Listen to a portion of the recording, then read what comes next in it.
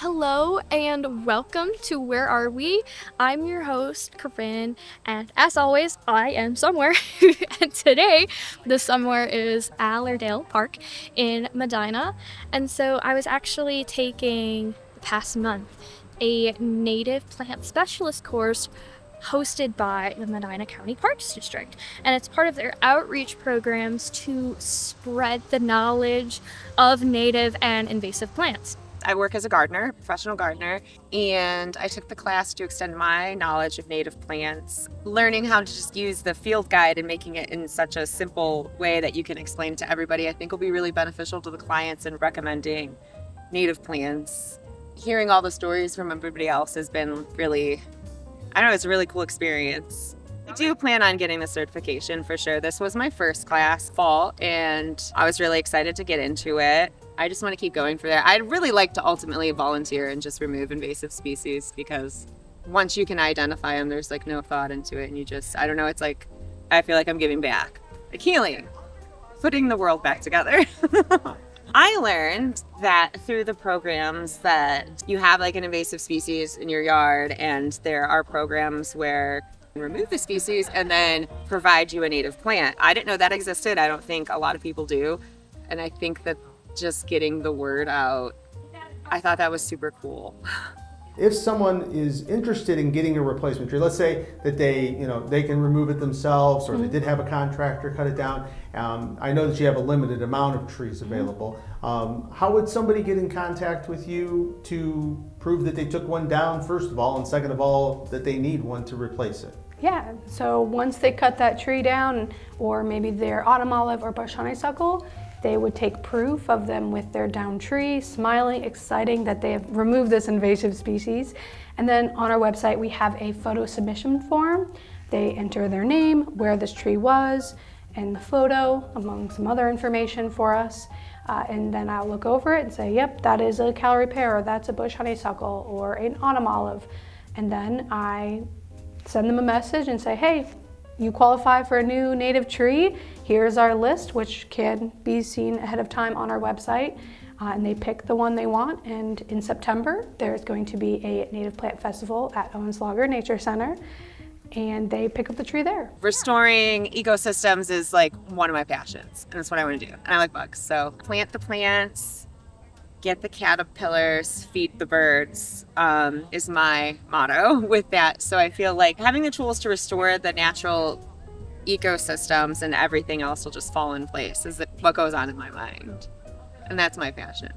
So this class taught me the dangers of invasive plants and the positives of introducing native plants into your own backyards and gardens in order to promote biodiversity and really enhance the native environment and our local wildlife.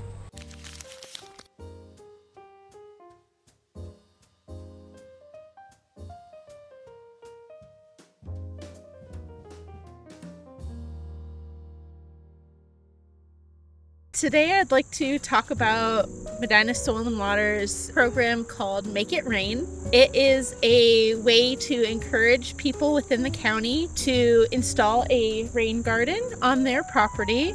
A rain garden is a garden of native plants that's built in a little basin that collects water from your downspout. That usually has a little bit of a cost to it, so we are helping cut that cost by giving people $250 after they install one to cover some of those costs, and this is for the top 10 most eligible people within the county. We'll come out to their site and help them see if it's possible, so they don't have to do anything on their own really, except for the digging and planting.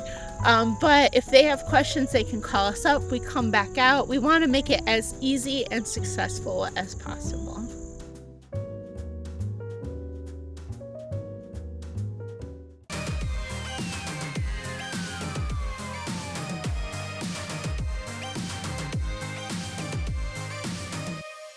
Hello and welcome back to Where Are We? I'm going to be continuing on our last topic of native plants. And so we are now going to be going to the Medina County Soil and Water Conservation District. I will also introduce you to a nonprofit called Wild Ones, and the Medina County Park District will also be there. My name is Kelly Doherty. I'm the conservation educator with Medina County Soil and Water. This event, we're partnering with Medina County Park District and Wild Ones, and we are doing a seed collection event. This is our 4th annual seed collection, and what it does is we raise awareness and teach people how to collect seeds on their own property and how they would disperse it. We will take the seed that we collect and we spread it through the prairie to help do restoration efforts where there are spaces that have low diversity or either have a lot of invasive plants. And so we just kind of use it as a method to restore the prairie. So my name's Travis Morton. I'm the Natural Resources Manager at Medina County Park District. So the Natural Resources bucket is kind of a big bucket. In the summertime, I do a lot of invasive species removal. In the fall, we often do a lot of seed collection like we're doing today, collecting native seed. Then in the wintertime, we'll often take that seed and spread it into new areas to restore habitat in certain former farm fields, other areas that we've prepped. In the spring, we do a lot of wildlife surveys, so we're checking populations of salamanders and turtles to get baseline data on what is where, so that way we know if anything happens, what we may have lost. So it just depends on the day. Today we're doing a native seed collection. So this one here, it's kind of yellowing out, pretty dark on top. This is called narrowleaf mountain mint, and when you get close to it, you can smell it. It absolutely smells like a mint. But if you look, these seeds are incredibly tiny. They're smaller than a sesame seed. Oh, wow. So each one of these plants could have tens of thousands of seeds, which then, of course, will create new plants. So this one's really, really well liked by pollinators. When this is in bloom in July and August, you'll see they're absolutely loaded. Various different levels of readiness. When they get dark on top like this, they're ready. This one that's still kind of green and a little mottled, not quite ready. Native plants are important because they've been here for thousands and thousands of years, which means they're really well adapted to your local ecosystem. There are a lot of non-native plants we put in our gardens that need to be dug up every year or covered. That's because they're not used to those Ohio winters. They're not used to the climate here. Native plants know what to expect. Their life cycles are tuned to the changing of the seasons, and they're much more beneficial for wildlife. So just as these flowers bloom in the spring when the weather permits them, so do insects wake up from their winter dormancy and they need food. And so that's all working on this precisely timed cycle, through the seasons. It's been proven that native plants provide more food and better food for our wildlife. And frankly, there's less maintenance in the garden, and altogether they just work better here than plants from other places in the world. It's a pretty crazy plant. I love everything about it. So the specific epithet for this, the scientific name, is yuccafolium, and you can see why. These leaves are very yucca-like. They look like something that should be growing in the desert, but also an absolute pollinator magnet. I would say if you're going to collect the seed from this, be gentle, because they can be kind of prickly, but you just take each individual head there, kind of roll your thumb over it. Yeah, and it's ready. This one does really well in clay soils. If you have clay soils where you found that things struggle to get going, Rattlesnake Master is a great one for that. The reason it got the name Rattlesnake Master is because the original pioneers moving through the West found that it was a helpful cure for a rattlesnake bite. I don't think that's ever been medically proven, but you take what you can get on the prairie, I guess. But what a lot of people don't really focus on is the importance of native plants for stormwater reduction. Prairies like this do a really great job with collecting stormwater runoff, either from roads, from houses, for any impervious surface, even turf grass, and they help it infiltrate back into the soil. And our native plants, because they have such a deep root system of about 10 to 15 feet, what they do is they collect a lot of that pollution, any type of heavy metals, pesticides, and any other pollutants that might be found in our groundwater. And because they have a really complex root system, kind of like our hair inside of the soil, the roots will collect that water and take out any of those pollutants, and pretty much a free filter for us. So not only do these native pollinator plants provide habitat for our wildlife, but they also do tremendous things for our water quality. Blazing Star is often sold in nurseries and garden centers. Gets these big giant wands of pink flowers. Frankly, they kind of look like something you'd see in a Dr. Seuss book to me. But this one's a really great one to collect too. Just pull your hand right at the stem, comes right off. So really, really great one, even for manicured gardens. This one tends to play nicely with other species. You might wear some home. Well, not only are you caring for your environment, but you're also getting a lot of healthful benefits, being out in the sun, exercising, bending, stretching, and having a lot of fun without even realize you're doing it. And meeting new people and socializing face to face rather than on a computer screen.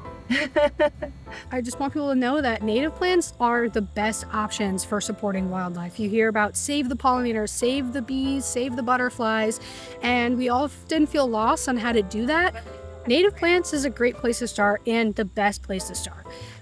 Plants and animals have co-evolved for millions of years, and so they already know what they like and don't like. And so when you introduce a plant from maybe Europe or Asia or from faraway lands, the insects and animals won't recognize it as food, and they might be able to hide in the shrubbery, but the food won't provide them the adequate resources they need to grow big and strong like ourselves. You need fruits and vegetables to grow big and strong. Our native pollinators, they need native plants to properly grow through their life cycles. And so if you want to help those monarchs, you want to help those swallowtails, those moths, the hummingbirds, or even the other birds you like, put native plants into the ground. From the Wild Ones, it's an organization that wants to promote native plantings for our pollinators and our butterflies. I've only been a member for 2 months now, and I was really surprised to learn that a lot of plants at nursery stores that kind of indicated they were natural to the Ohio area actually aren't. And so our bees and butterflies don't really have anything to eat, even though the flowers look very, very beautiful. So if you're looking for a really nice, fun group to join with a lot of wonderful people, consider joining Wild Ones. They have a website and on a Facebook page. There's a lot of different offerings that are actually free. Membership's $40 a year, but you don't have to pay a membership to attend a lot of the events. We have some examples of native plants that people can plant that like wetter areas, so rain gardens and whatnot.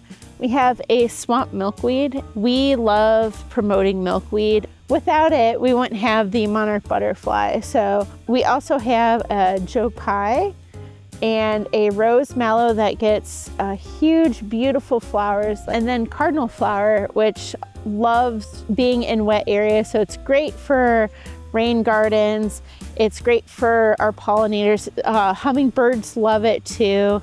No matter what anybody's aesthetic is for their garden, there's tons of different plants. You put a Joe Pye next to some coneflowers and it just looks like another beautiful plant. So invasive species are a huge problem. I often tell folks that I work with on seminars or my seasonals I hire every year. Once you start to learn these invasives, you'll really start to understand how big of a problem it is.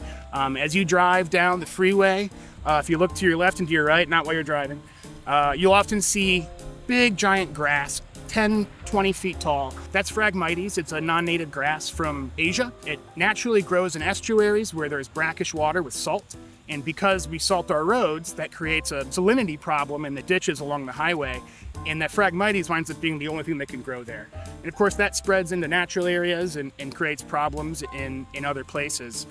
Around your home, one of the big ones we often see is Canada thistle. Not actually from Canada. In fact, it's a funny story.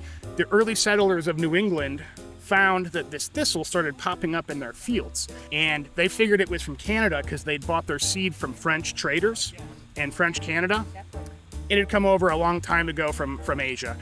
So not actually from Canada, but Canada thistle is a noxious weed in Ohio, which means that you can be implored to remove it from your property. If you lived across the street from a farmer and you had a big patch of this non-native invasive thistle in your yard, he could go knock on your door and say, hey, I really need you to cut that down. It's getting into my farm field. And if you said, well, I happen to like it, I don't want to, he can call the township trustee and they can come out and cut it for you against your will, and then write you the bill for it. So these non-native plants are a big deal. Ecologically, they create worse habitat for our wildlife. Economically, as in the case of reduced yields for farmers, and also for human health. So a big one people talk about a lot is poison hemlock. Extremely poisonous plant, not native to North America.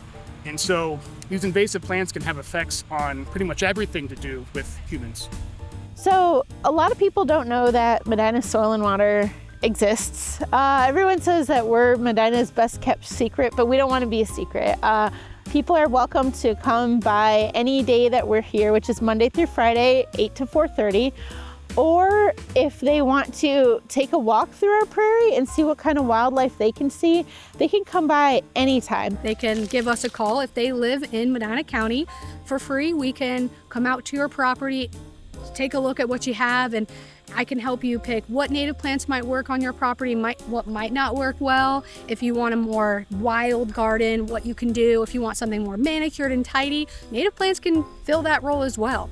And we're here to help you with that.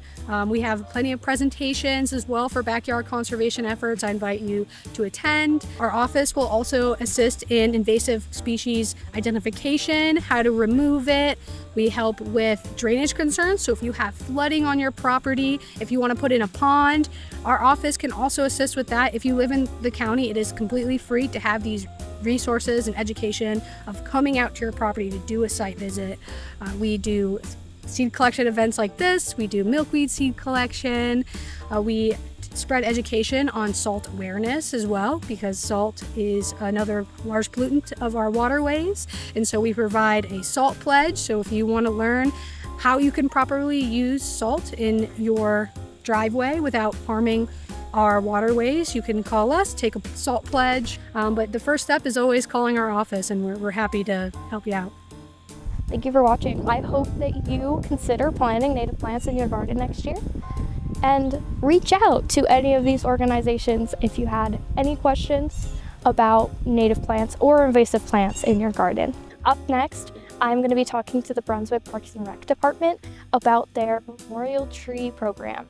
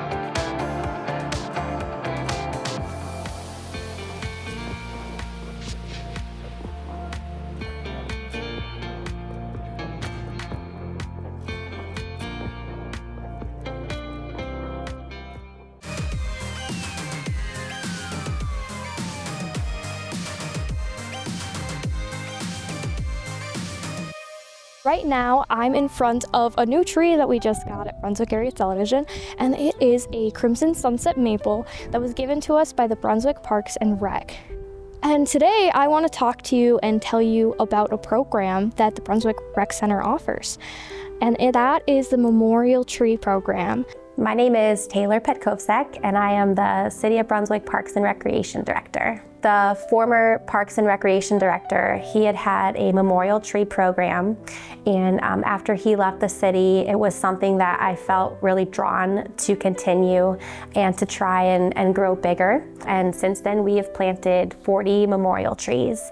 So the Memorial Tree Program, it takes place twice a year, once in the fall and once in the spring. You are able to participate in the program, sign up for it at any time throughout the year, but we only have the 2 planting seasons. So if you are interested in the Memorial Tree Program, what we do is the parks team, they shop at the Rusty Oak Nursery, and you can choose from an evergreen, you can choose from a flowering tree, and the city goes out to the nursery and they rely on the tree experts, and based on which species you choose, the parks team chooses a beautiful tree to remember a loved one, or we actually just had a memorial tree that someone planted in honor of their puppy that passed away. So you can get a tree for any reason, really.